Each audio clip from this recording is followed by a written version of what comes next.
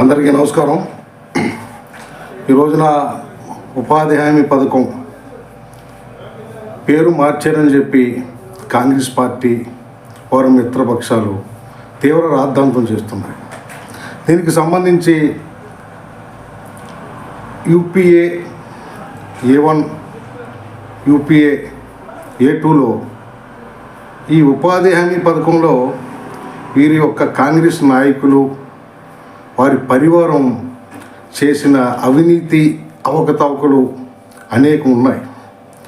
వీటినన్నింటినీ పూర్తి స్థాయిలో దీన్ని మార్చే విధంగా ప్రధానమంత్రి నరేంద్ర మోడీ గారు ఈ రోజున 2025 ఏదైతే వికసిత్ భారత్ రామ్జీ పేరున ఈ చట్టాన్ని మార్చారు. వీరు పేరు మార్చారని చెప్పి తీవ్ర రాద్ధాంతం చేస్తున్నారు.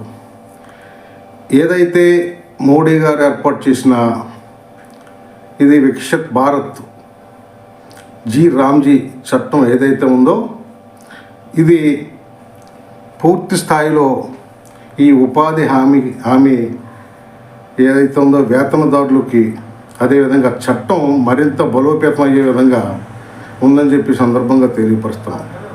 ఈ కాంగ్రెస్ పార్టీకి ఈ చట్టం బలోపేతంగా ముందుకెళ్తుందనే ఆలోచన, లేకపోతే పేరు మార్చారనే వారి యొక్క ఆలోచన తెలియని పరిస్థితులు. దీనికి సంబంధించి పూర్తి స్థాయిలో వారు చౌకబారు ఆరోపణలు చేస్తున్నారు. ఈ రోజున 2025 వికసిత్ భారత్ 2047 వరకు కూడా బలోపేతం అయ్యే విధంగా కార్యక్రమాలు తీసుకున్నారు.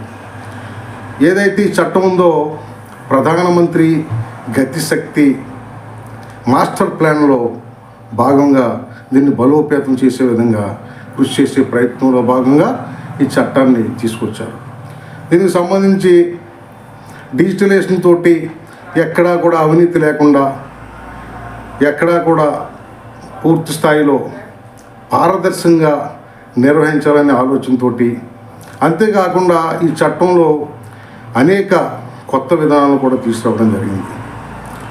ఈ రోజున మనకి 100 రోజులు పని దినాలు కల్పిస్తామంటే దాన్ని మించి ఈ రోజున చట్టంలో 125 పని దినాలను ఏర్పాటు చేయడం జరిగింది.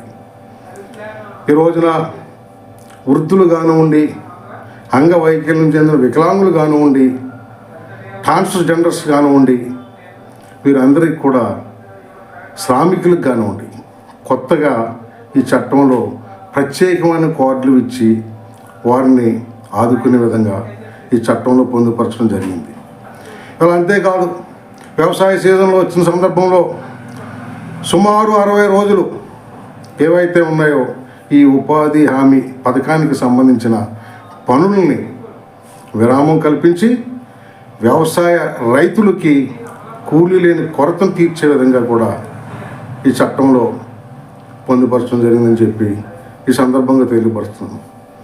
ఈవేళ వలస కూలీల్ని నియంత్రించడం, పేదరికాన్ని పారదోలడం, ఆర్థికంగా బలోపేతం చేసే విధంగా ఈ కార్యక్రమాలని నిర్వహిస్తుందని చెప్పి సందర్భంగా తెలియపరుస్తున్నాం. ఇవాళ ఏవైతే ఈ ఉపాధి హామీ కూలీలకు సంబంధించిన నాయకులు ఏవైతే ఉన్నారో వారు కూడా ఈ కాంగ్రెస్ బాటనే పడుతున్నారు. వారి యొక్క మనుగడ కోల్పోతుందేమో అని, వాళ్ళ ఉనికి కోల్పోతుంది అని చెప్పి ఆలోచనతో దీనిపై ధర్నాలు కూడా చేయటం అనేది చాలా దురదృష్టం. ఏదైనప్పటికీ ఈ చట్టం ఒక బలోపేతమైన చట్టంగా ఈవేళ పేద ప్రజలకి అందుబాటులో తీసుకురావడంపై ప్రధాని నరేంద్ర మోడీ గారికి ధన్యవాదాలు తెలుపుకుంటూ నమస్కారాలు తెలుపుకుంటాం.